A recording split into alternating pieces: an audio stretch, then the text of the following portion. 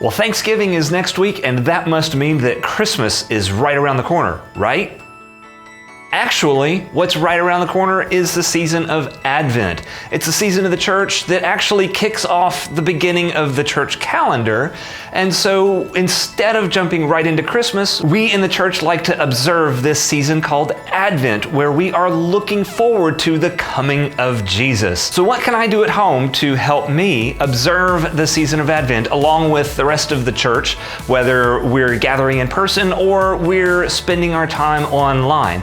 The first thing that I'm going to recommend you do is you get yourself an Advent wreath. You can either buy one. I've linked down below to one that's not too expensive and it's not too fancy, but it'll serve the purpose if you want to get your own Advent wreath for your kitchen table, your dining room table, whatever. Or if you're feeling crafty, you can make one. It takes just a few things to actually make a decent Advent wreath. First off, you need some greenery, and then you need a ring, and then you need some candles. It's really pretty easy. You take the greenery and you just wrap it around your foam ring. I used a simple nut driver to make the holes in my green ring, and then you can just stick your candles in like this after you've wrapped it with greenery, and boom, there you go. We've got ourselves the makings of an Advent wreath right there. The next thing we have, I'm sure a lot of you have heard of Elf on the Shelf.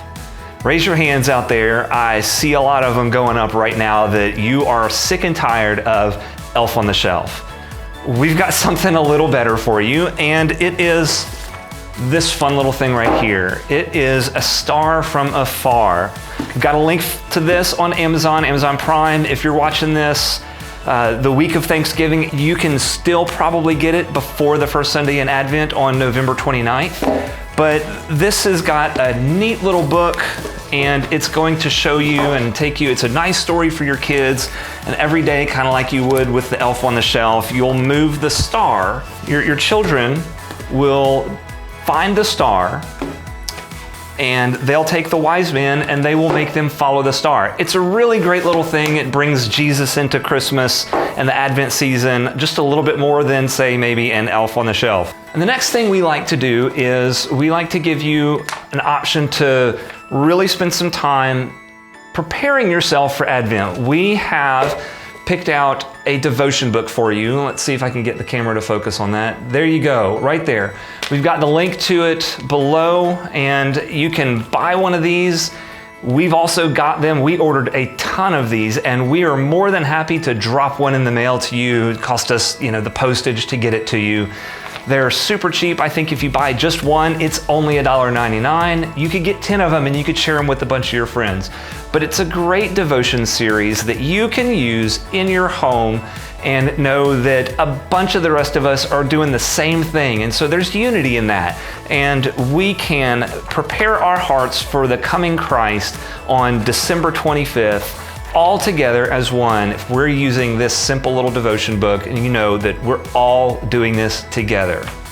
All right, guys, that's all I've got for you today. I hope y'all liked this video and you found it useful. So go ahead and like this video, subscribe on YouTube, let us know how we're doing. If you've got something that you and your family does for the season of Advent, let us know. We love seeing the comments of creative things that you guys are doing at home, especially during this time when more of us are staying at home during this season. We want to still stay connected with you because that's what's important, to be able to celebrate Jesus Christ and His birth as a family, as a community, and as a body of believers. So thank you. We'll see y'all soon.